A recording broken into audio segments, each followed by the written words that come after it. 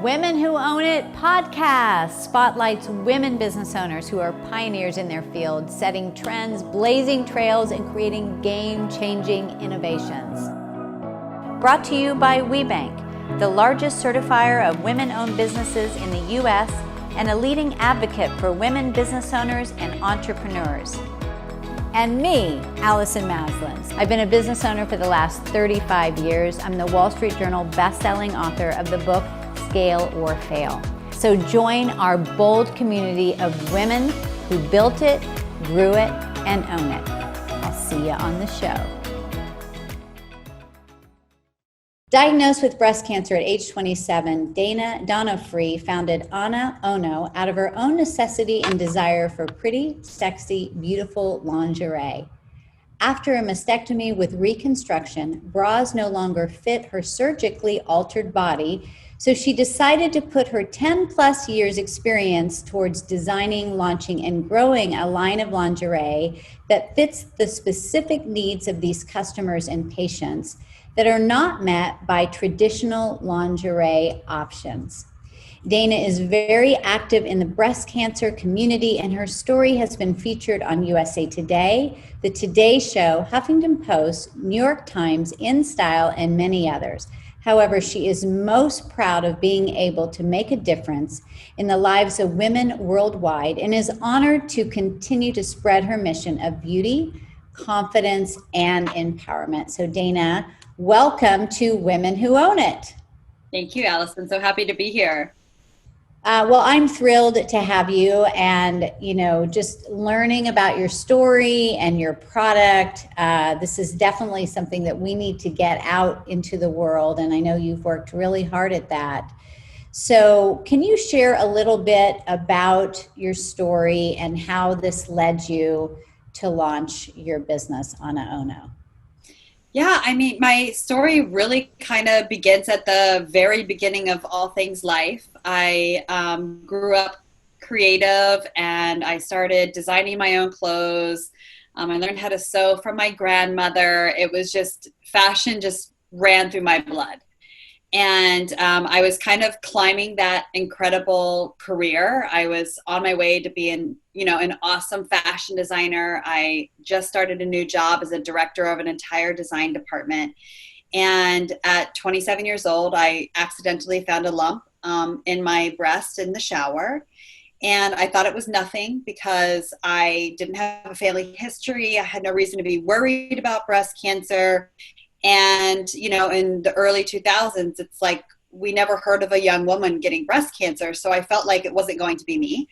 And I'm very thankful that I called the doctor. And after several postponed and canceled appointments, because my career was taking off and I was always on a plane traveling to other places, I got rescheduled with the physician assistant. And she was a young woman. And she just said to me, she goes, it's probably nothing, but I would want to know if I was you, and I think that you should go get the next test. And I say to this day that woman saved my life because she didn't let statistics stop her judgment of what could have possibly been wrong. And I got the dreaded call a day before my 28th birthday while I was out honeymoon shopping for my planned wedding that I did indeed have breast cancer. And that was the most devastating thing I've ever been through in my entire life. My entire world changed. And as I was going through all of these aggressive forms of treatment, as I was getting through the breast cancer diagnosis, I'm getting challenged from all sorts of angles. Everything in your life is upset. The way you dress, the way you style yourself, your hair is gone, your eyebrows are gone, your eyelashes are gone. Now my breasts are gone. And I was kind of prepared for like the wigs and being exhausted and the sickness and all of these things that was going to come with it. But I was never prepared that my underwear drawer was going to be one of my biggest challenges. And from there, I just took my skills and the things I knew how to do best. And I started solving problems, which what I thought was just for myself. But it turned out there was millions of women that were waiting for something beautiful and comfortable to wear after their diagnosis. And that's where I took it. Wow. That is quite an unbelievable story. I can't even imagine, Dana, how your whole life, here you were honeymoon shopping and and everything, your whole life gets turned upside down. And so what was it like? Now, did you launch the business while you were going through treatment? Yeah, I was diagnosed with breast cancer, and treatment took me a year to get through. I had to go through surgeries, multiple reconstructive surgeries, my mastectomy, chemotherapy, and it was really at the tail end of that. I had my last reconstructive surgery, and my now replanned wedding that we postponed for a year was coming up. And I had opened up all of those gifts I had received at my bridal shower. And I started to try on, like, these really sexy bras and teddy sets and all of these things. And try on after try on, I was throwing them away in the corner and putting them into the trash because they no longer fit me. And it was really in that moment that I realized that I was going to be different for the rest of my life, that things had changed in my world and it wasn't going to go back to normal. And it was shortly thereafter, I laugh because I say I woke up with a hot flash, but I literally woke up with a hot flash from all of the treatments.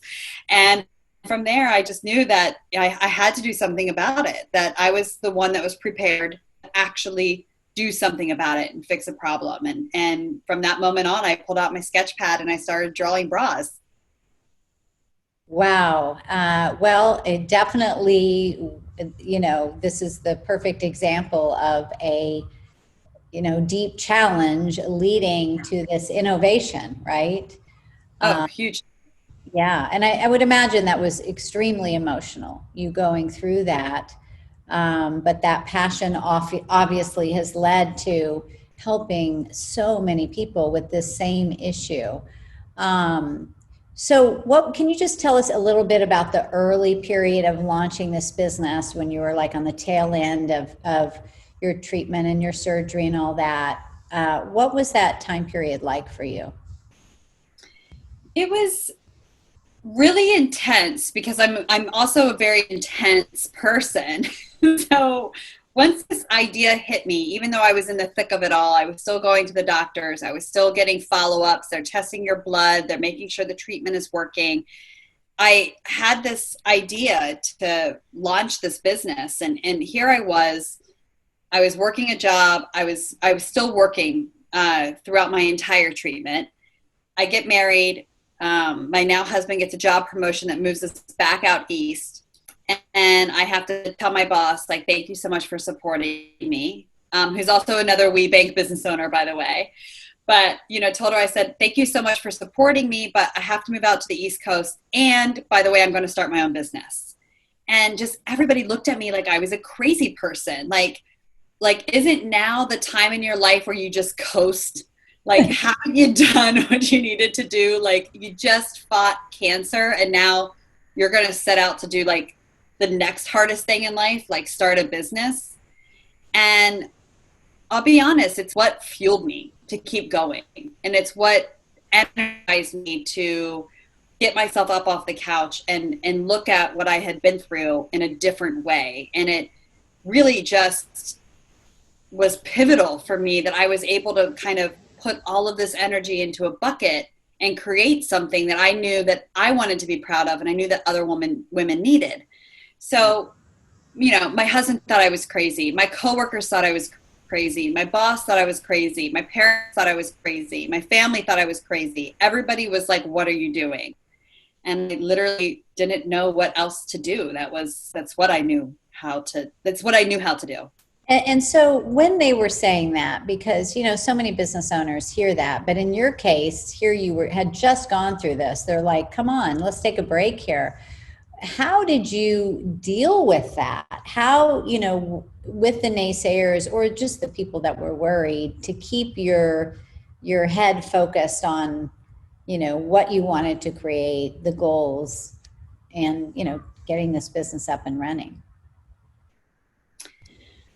I know this for myself, but I also know it from other cancer patients. Once you've been diagnosed with cancer and your life has shifted in that millisecond, you understand what in your life means something. And for me, I'm a self-proclaimed workaholic. It's a problem. it's a disease. I should seek treatment. I should do all of those things. But it's what I do best, and it's what I love. Like, I actually love to work. Like, I feel so lucky that my passion was something I was able to make a career out of. Like, I know that that is a fortunate thing. Yes. And so when I knew I could actually do something to make a difference in other people's lives, like, I knew I didn't have a choice. It was almost like a calling. It wasn't necessarily me making a choice, but I also know that when you kind of get put into this life, you're wondering, why am I doing this mundane stuff every day? Why am I going to work every day where I don't feel like I'm making a difference? Why am I stressing myself out for reasons I don't even know why I'm stressed out? Like, I really had to sit down and analyze that. And I knew that a way I could be happy was by chasing this dream of mine, which was always a dream of mine, was to have my own business. So it's like the most unfortunate of circumstances gave me my dream, but it was the pull to that object was just too strong. I couldn't say no. Lowe's has a proud history of supporting the communities where we live and work.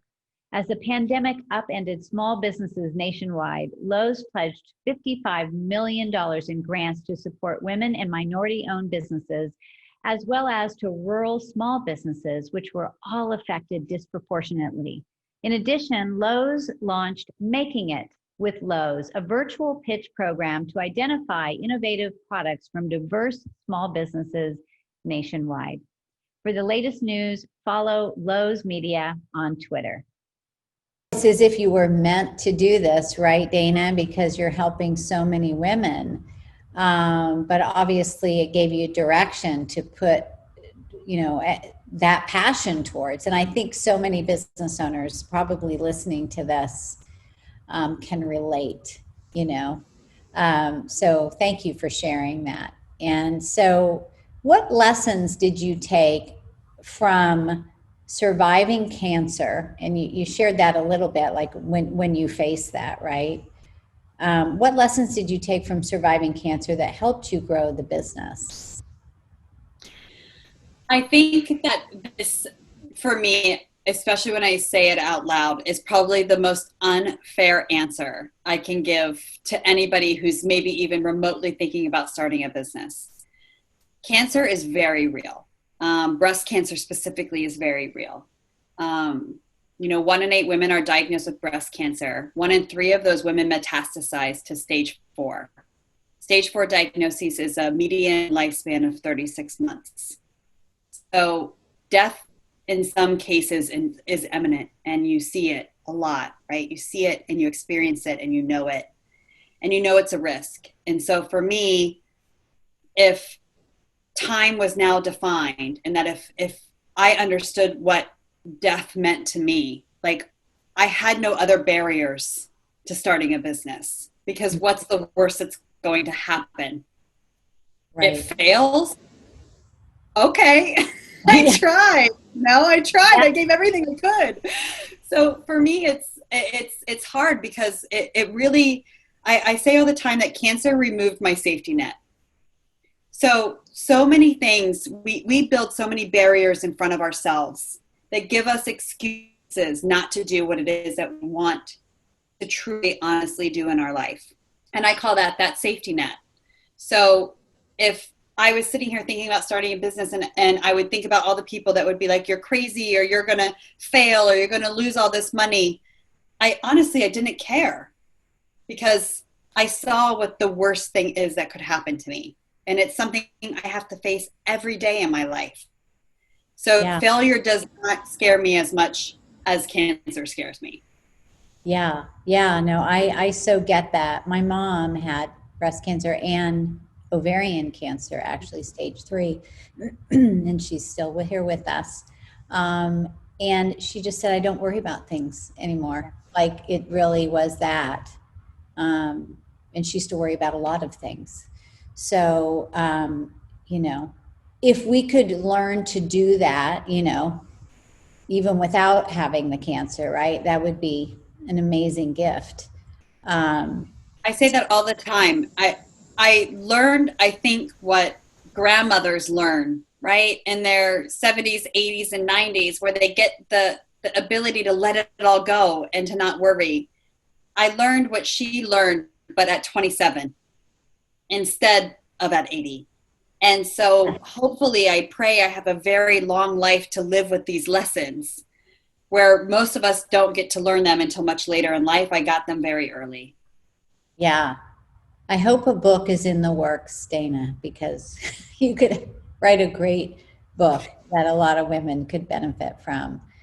I probably shouldn't have said that to a workaholic. You're like, oh, great. Another. Yeah, I know, trust me. I'm like, one day I will find the time to write a book. I'm a business coach. I can't help it. So can you share just some of the, as far as building this business, if you could tell us a little bit about your company, the lingerie, and, what has been the process of building your company, and maybe some of the challenges you've had along the way? Yeah, I mean, AnaOno came from a place of necessity and need. I knew that the options in the market were very, very limited. They were utilitarian. They were boring. I'll call them the quintessential grandma bra that I actually wouldn't even put my grandma in. So for me, it was like, starting the business was the easy part, because I was also from the industry. I've been a fashion designer and, industry member for over 20 years now. So I'm very fortunate that I've been in the business, so I was able to really launch it. But, the biggest challenge that I faced was, and you probably know this, and if you had a conversation with your mom afterwards, she'd probably share with you these intimate details. But I will say, when I got breast cancer in 2010, fast forward to where we are now in 2020, the burden that relied on my shoulders as a small business owner was not just making a bra and solving a problem for other women like me. It was actually educating the general public about what breast cancer meant. And that was a really big burden for a small company to share. And so I did it in very aggressive and bold ways, because every time I would tell somebody, oh, I make bras for women with breast cancer, and they would say to me, huh? Why? And I was like, well, you realize that like some women have to amputate their breasts off of their bodies in order to get rid of the cancer. And people like, no, didn't know that. So we were living in this world that was painted pink with beautiful pink ribbons and fluffy pink tutus. And everybody just thought breast cancer was like this smooth transition thing that like happened to 1 in 8 women. And they went along in their lives cheering, jumping up and down with a smile on their face. I haven't met one of those women yet. We all celebrate when our treatment is over, but breast cancer never stops. So, it was one of those things where I'm like, oh, wow, I have a lot of teaching to do. And so I just had to be loud about it. I had to be bold. I had to share intimate details about my life, because it was the only way that people understood what it was that I was doing. And that was probably the biggest challenge. It's still a challenge today. I've been in business for 6 years. I still have to educate people on why do women with breast cancer need another bra, even though they don't have any breasts. And so, and the need, well, obviously the people going through it, they understand. The people 100%. They need your product, but then maybe other people that are buying these things for them, right? The spouses, the families, who also are your customers, I would imagine. Absolutely. I felt like I was living in two worlds. If I met the woman with breast cancer and I said, I make bras for breast cancer, they would say, what? How much? Where do I find it? How many can I get? Is it available? Like, I need you, I need you, I need you. And I was like, okay, she gets it. Like, it was almost like my customer got it entirely, which was the good news. The naysayers or the people on the outside, the outside group, didn't understand it, because women weren't having they're not having these conversations with their daughters. I get emails all the time from women that tell me that they've been, wearing their breast form for 30 years, putting it into their little pocket and sliding it into their underwear drawer at nighttime once everybody goes to bed, because they don't want anybody to know that they had breast cancer, that their breasts are removed from their bodies. Oh, wow. So, this is the world that we're still living in. And, we look at the median age of breast cancer, it's still mostly, women older than 60. So the conversations are different. They're changing every single day in our society right now. And I'm so thankful for that, because we shouldn't feel ashamed that we've been sick, and there's no unfortunate other medical options for us in some cases, except for to remove our breasts. Right. And I expect medicine to get there one day where we are not amputating breasts off of women in an effort to save their life, but we're not entirely there yet. Yeah. Yeah. Wow. And so what has the demand been for your business? Can you share a little bit about how the process is going, how you've gotten the word out there, just from a business perspective, and business owners that are listening could possibly apply some of this to their business? I think it's such a great question, because when you go into a niche business, which I'm sure a lot of other entrepreneurs do, right? We find a need, we assess a need, we develop a business around it. Mm-hmm. And oftentimes, because it's a niche business, means that there's probably not everybody available to either have your product or have your service. But a big part for us, which worked against us in the beginning and now has benefited us 6 years later, is when I launched my line in 2014, I was making bras for women with breast reconstruction. And that's because there was no underwires. We don't have apexes where the nipples used to be. The shape is different. You can't have molded cups. You can't buy a bra off the rack in the same size that you were before. So there's a lot of challenges. And I was making bras for women with breast cancer, and all the mastectomy stores were saying to me, we don't need your bras. We dress women with mastectomies that use breast forms. Women with breast reconstruction don't want your bras, and women with breast cancer don't want to feel pretty. And I thought to myself, wow, am I this far off? Have I... Don't want to look pretty? Yes. Feel good about themselves? I don't get that. So, wow, you had a lot to confront. I had a lot to confront. I had a lot to say, no, these women more than anything want to feel beautiful. And they don't just want to feel beautiful. They want to feel like themselves. Yes. So if you've just delivered the utilitarian beige grandma bra to a woman, her heart just broke a little bit in that moment when you could be giving her something beautiful. Yeah. And so I was forced to sell my line on the internet in 2014, when really people weren't really selling product on the internet yet. I was actually the first breast reconstruction bra on the market, but I was also the first mastectomy bra being sold on the internet. So, and that's only 6 years ago. Fast forward to 2020, fast forward to COVID, cancer doesn't stop because we're going through a global pandemic. And, fast forward to this world where I've shipped bras to Cambodia, throughout Europe, to Asia, South America. There probably isn't really a country that we haven't shipped a bra to. And I think that's so amazing that somebody in a country that's so small and has so little access can send an email and say, how can I get your bras? I don't know. I don't care what it costs, because I have nothing available where I live. Wow. And it's just such a huge impact for just such a small group of people. And so with COVID and everything going on, how has that impacted your business, and have you had to make some pivots? I think that, COVID has been an interesting environment for us, because overnight, all of our stores, so a mastectomy store services a breast cancer patient, of which case our bras are covered by insurance. So women with breast cancer have access to an insurance reimbursement for a certain amount of bras as long as they've undergone a mastectomy and they've lost a breast. And these have to be transitioned through durable medical equipment suppliers. So when I talk about the beige mastectomy bra in the store, there's also a store where you're buying that same product by wheelchairs and bedpans. Okay. And it's just this very outdated old world that we live in. And access has gotten very, very limited to these patients. So our online business has been doing incredibly well during COVID, because like I said, cancer doesn't stop, and we're still going through surgeries. We're still getting treatments.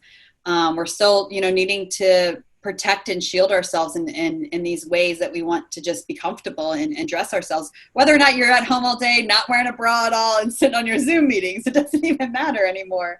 But for us, it's been really important for us to reach out to doctors and and build relationships and continue to service our customer no matter where she is. The only things that have really hurt us is the logistical systems that we don't have control over, such as, shipping to somebody as easy as Canada or to Europe. They're just, these women are waiting weeks upon weeks upon weeks for these deliveries. So we've had to make some adjustments to service our customers appropriately, but we really haven't stopped. Yeah, well, that's so good. And has your online business increased? It just, that's obviously easier for people to reach, especially now. I think our online business has increased for a multitude of reasons. I think we have a very large customer base who is a bit older, who isn't necessarily keen to shopping for a bra on the internet. Right. So we've definitely experienced like an influx in customer service. So we take a lot of orders over the phone. So a lot of women call us on the phone to place their orders. We've even been shipping out catalogs for women to send us a check and an order form to place an order for a bra. And then occasionally we can walk through one or two of those customers to get them to purchase online. Maybe, their daughter's with them or somebody's with them helping them. But I think what it did for us is it broke down a barrier to a really populated audience, that woman between, 65 and 95 who wasn't really looking at the internet for bras, who's now saying, well, gosh, what do I do now? I got to get a bra, and doesn't know, how to get on the internet. So we've been trying to educate our customers in different ways to help them understand that we're there to give them any guidance, answer any questions, support them in any way so they really know that they're not alone in this process. Yeah, I mean, it sounds like your customer service is amazing, which is so powerful in any business. But this is definitely a more intimate conversation that obviously needs to happen in many cases. So what advice would you give to the business owner that's listening to this or wanting to start a business that is looking to start more of a niche business? Because I think this idea with business is like, well, I want to hit, everybody. So there's pros and cons, right? But, you obviously came on to the market and there was nothing like the product that you had. But what would you say? What's some advice that you might give those business owners? I think that there are absolutely ways to build businesses in niche environments. And you have to really say to yourself, what kind of business do I want? I'll never forget one of the phone calls that I had very early on. And I was speaking to a very nice, established gentleman. And I was telling him about my business and I was giving him the numbers and I was just, understanding a business plan. I was just, seeking information and attention because I was building a business plan for the first time in my life. And he said to me at the end, when I told him I was going to have $100 million business, he said, oh, well, that sounds like a lifestyle business. You sure you want to do that? And I thought to myself, yeah, like, I don't even know what that means. Like, you just said it with such distaste in your mouth. What is that like? And so then I start asking people, oh my God, this guy told me all I have is a lifestyle business. What does that even mean? And you're going to get discouraged along the way because there's going to be people, especially if you're reaching out and specifically maybe to some of our male counterparts, right? Some of them are really amazing. Some of them are not. And you get the advice and it comes to you and you can get beat down by that and you can get discouraged. And I just say, if you believe in what you're doing and you are truly passionate about it, not a fake passion, but a real, earnest, down into your gut passion for it, you will succeed, because that's what you need to succeed. You need passion. You need the energy. You need the commitment. You need the encouragement, because it's not easy.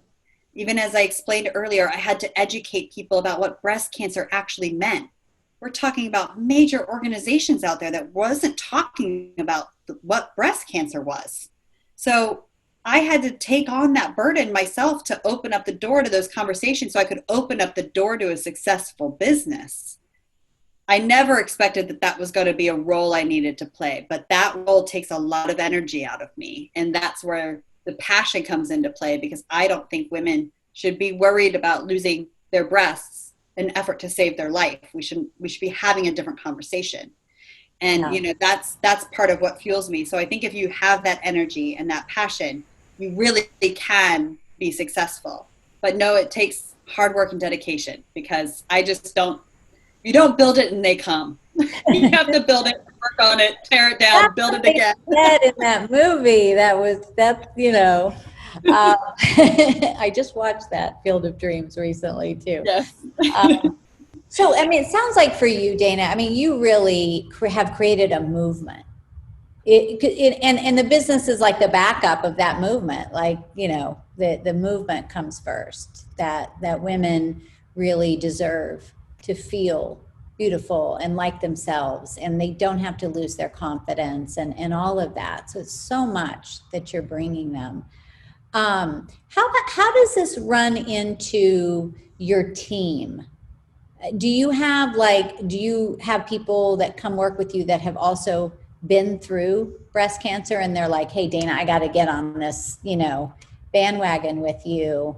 You know, can you tell sort of how you've built your team, and maybe some of even the challenges you've had with building a team? Because I know it can be one of the biggest challenges in scaling a business. I never expected that my biggest challenge was actually going to be growing the business. I thought the biggest challenge was to launch the business. Now I realize the challenge is actually in growing the business. And you're absolutely right. One of those things is your team. And I'm so proud to say that we have a band of boss babes. I think doing what we do, we attract smart, intelligent, caring, loving individuals. Most of all have been female so far.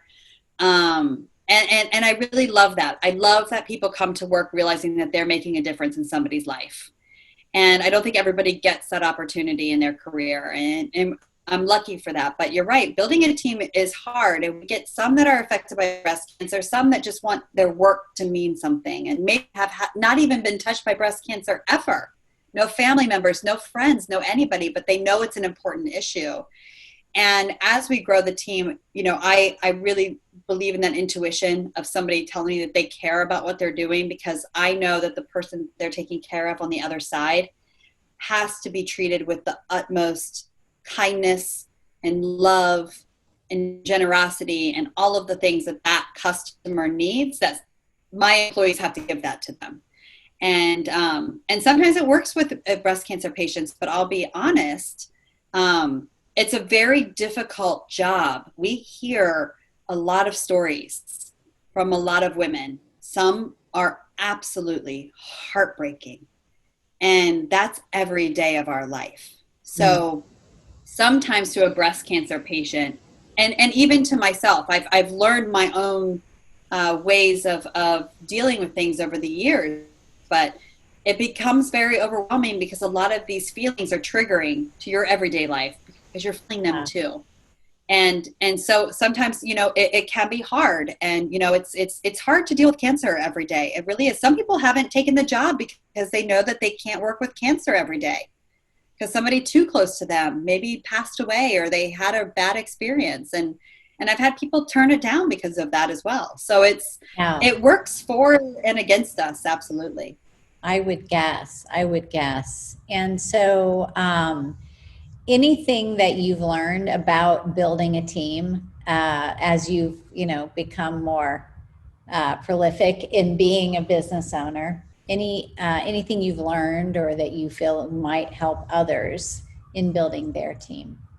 I think I'm just learning right now in my entrepreneurship journey what is a good leader and what is building a good team. And I feel like I'm always learning that. I know that for me, it's probably my biggest struggle.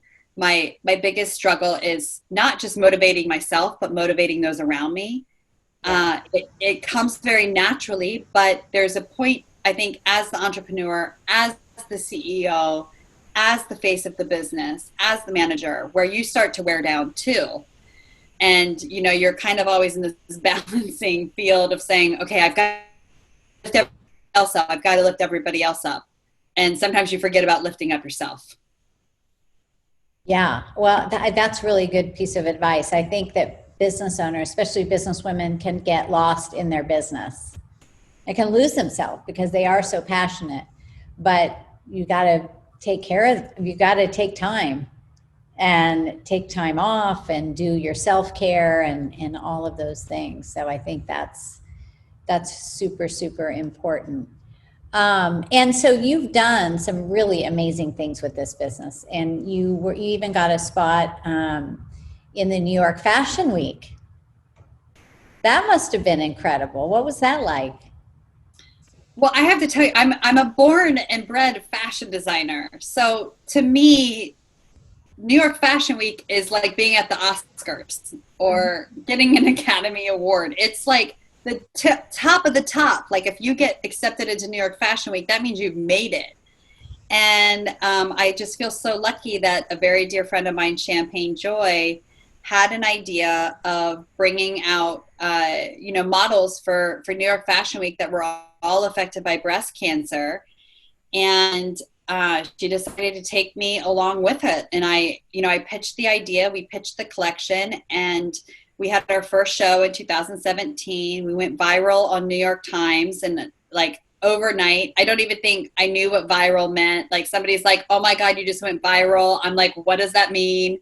And I really had no idea. And it was like, we hit 1 million views on our video. And by the time we woke up the next morning, there was over 3 million hits on our video. And I just felt so proud in that moment that we were able to accomplish what I believed was the story that the world needed to hear. And I figured it was going to either go over amazing or it was not going to go over at all. And I feel very lucky that the world took note and saw what we wanted them to see. Wow, that gave me just chills. That is such a beautiful story. And obviously, even though you're a niche market, you have touched a big nerve. And that, people were ready to hear you.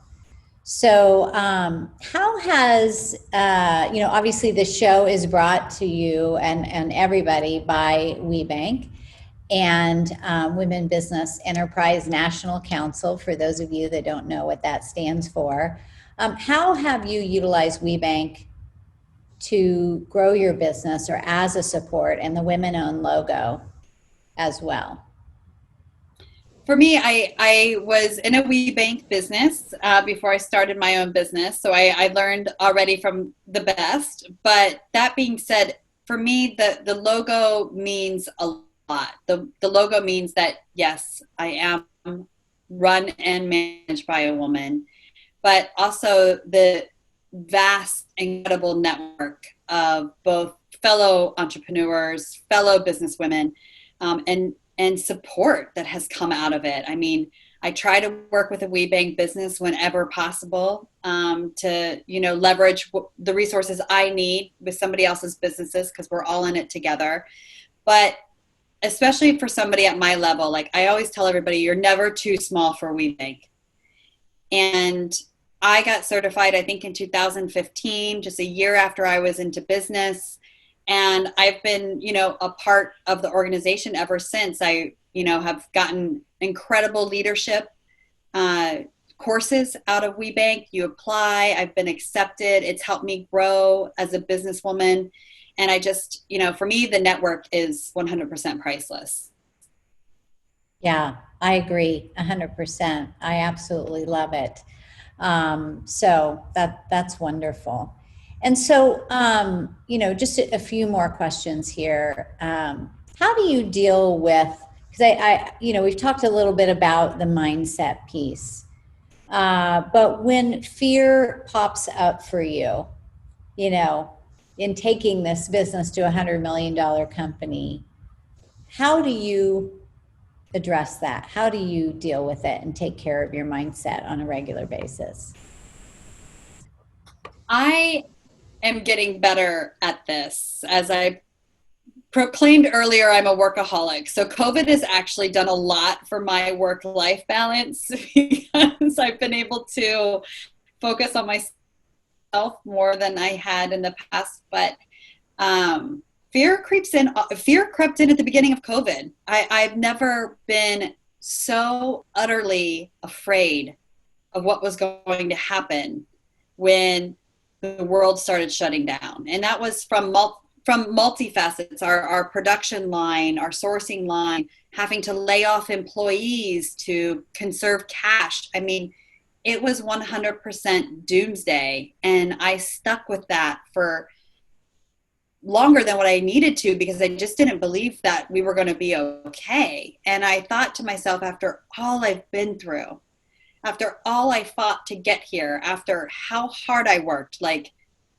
something that's completely out of my control is what's going to take me out. And it just was such a resemblance to my cancer diagnosis. And it was such a resemblance to me feeling out of control and feeling like I was losing control, because I had nothing to do with the things that were happening around me. And it was in that moment I just said, stop and just breathe. Like, you've gotten through worse things before, you're going to get through this. And I end up just like turning into like my own motivational speaker, and not in like the frou-frou way, because I'm not that nice to myself, but like in the get up off your butt and do whatever you have to do and make it happen. And that's what I did. And that's how I do it. I feel like I'm a bull in a china shop, and you put a brick wall in front of me, I will pound my head on it until I break. Yeah. Yeah. It's that sometimes hitting that wall. You know, I just interviewed Damon John from Shark Tank, and he wrote that book, The Power of Broke. Yep. And he said, you know, that being against the wall, you know, it's when times are tough that we really come out fighting, like you did when you had the breast cancer. And I said, well, gosh, if we could just harness that when those things aren't happening, that would probably be good, because, you know, it really does. It's so powerful. But I'm so happy to hear. I think a lot of business owners, we mentor a lot of business owners. So, you know, a lot of them were so scared, but it sounds like that you really have jumped in and figured out new ways. And I would imagine it's going to help you in the big picture, even beyond this, new ways to work with your customers and reach your customers and all of that. So, so what is next for you as we kind of wrap this up for your business? Anything that you, new things that you're working on, or anything you're excited about? What's the future hold? You know, for AnaOno, the future holds a lot. We still have a lot of work to do. We're still a growing company. I know that there are still women and patients and people around this world that need our help, and we haven't gotten to them yet. I'm really excited to be expanding more internationally. I think it's an incredible opportunity for us. We've launched stores in Canada, Spain, Peru, New Zealand, Australia. I mean, I feel so fortunate that we can continue to grow and service these women that need this in their life, and even patients and other people that are dealing with other issues as well, that have gotten other breast surgeries or open heart surgery, or, you know, we get emails from all sorts of people, you know, people that are transitioning, people that have lung cancer and are getting radiated in their torso. I mean, the list for us goes on. And I feel as we mature and grow as a brand, we can also talk about alternative issues and other ways that we can help others. And that's really what it's about. And I just, you know, I ask the listeners today to, you know, take AnaOno and please share it with the others in your life, because you really don't know whose life you can change in that moment when that person goes online and sees other beautiful people that look just like her, and that she can feel empowered and beautiful again. And really what that does to somebody's life is really, truly life-changing. And I think that that's the important part, is that when you feel good about yourself and you feel strong, you'll heal better, you'll be a better person, and you'll definitely be happier. Wow, that's so powerful. Well, I'm sure most women listening to this show right now have been touched by breast cancer in one way or another, whether it's a family member, friend, or colleague.